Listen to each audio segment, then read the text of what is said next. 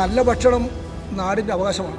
ഹോട്ടലിൽ നിന്ന് ഭക്ഷണം കഴിച്ചതിൻ്റെ പേരിൽ ജീവൻ നഷ്ടപ്പെടുക എന്ന് പറഞ്ഞാൽ അത് വലിയ പ്രശ്നമാണ്. ഉപയോഗിക്കുന്ന എണ്ണ ഏറ്റവും വില കുറഞ്ഞ എണ്ണയാണ് ഉപയോഗിക്കുന്നത്. ഇവിടങ്ങളിൽ ഉണ്ടാക്കുന്ന ഭക്ഷണം, അതിനുപയോഗിക്കുന്ന മെറ്റീരിയൽ അതെവിടെയെങ്കിലും പരിശോധനയ്ക്ക് വിധേയമാക്കുന്നുണ്ടോ?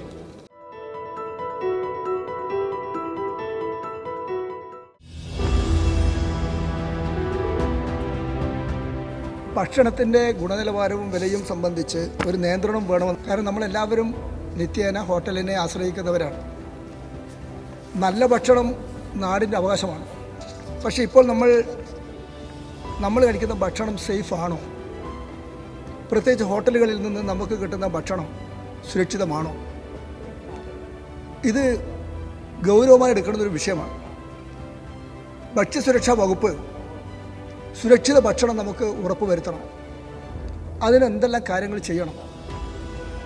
അതിന് ഒരു നിയമനിർമ്മാണം തന്നെ ആവശ്യമാണ്. അതുകൊണ്ടാണ് ഞാനിങ്ങനെ ഒരു പ്രൈവറ്റ് ബില്ല് കൊണ്ടുവന്നത്. ഈ ബില്ല് കൊണ്ടുവരുന്നതിന് തൊട്ട് മുമ്പ് എൻ്റെ നാട്ടിലൊരു സംഭവം നടക്കേണ്ടായി. ദേവനന്ദ എന്നൊരു പെൺകുട്ടി പരീക്ഷ കഴിഞ്ഞ് ഒരു ഹോട്ടലിൽ സുഹൃത്തുക്കളുമായി പോയി ഭക്ഷണം കഴിച്ച് ആ കുട്ടി അന്ന് തന്നെ മരണപ്പെട്ടു. നമ്മളെല്ലാവരെയും ദുഃഖിപ്പിച്ച ഒരു സംഭവമായിരുന്നു.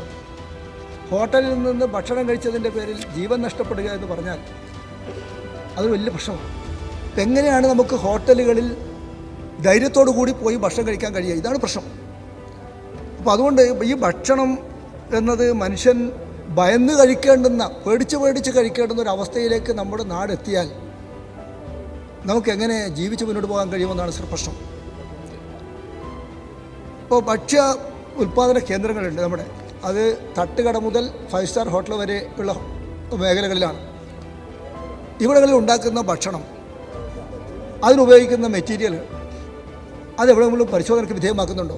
നമ്മളിപ്പോൾ ഏതൊരു ഹോട്ടലിൽ പോയാലും നമ്മൾ കഴിക്കുന്ന ഭക്ഷണത്തിൻ്റെ പിന്നെ ധാന്യങ്ങളിൽ അവർ വാങ്ങുന്ന മറ്റ് കടകളിൽ നിന്നായിരിക്കും. ഈ കൊണ്ടുവരുന്ന ധാന്യങ്ങളിൽ തന്നെ മായം ചേർത്ത ധാന്യങ്ങളാണ് പലതിലും വിതരണം ചെയ്യുന്നത്.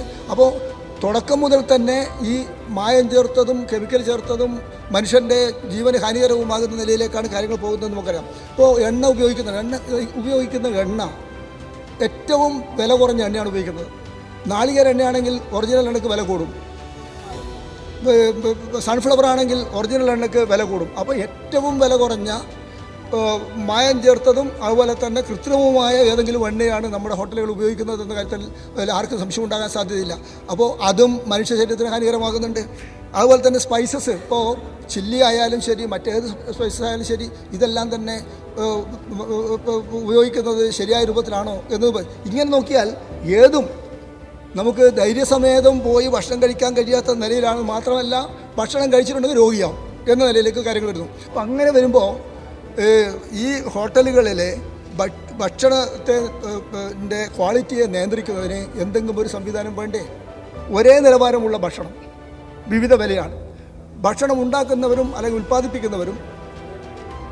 ഉൽപ്പാദിപ്പിക്കുന്നവർ തന്നെയാണ് വിലയും നിശ്ചയിക്കുന്നത്. ആരാണോ ഭക്ഷണം ഉണ്ടാക്കുന്ന ഹോട്ടലുകാരൻ, അവർ തന്നെ വില നിശ്ചയിക്കുന്നു. അപ്പോൾ അവർക്ക് തോന്നിയ പോലെയാണ് വില നിയന്ത്രണത്തിനൊരു സംവിധാനമില്ല.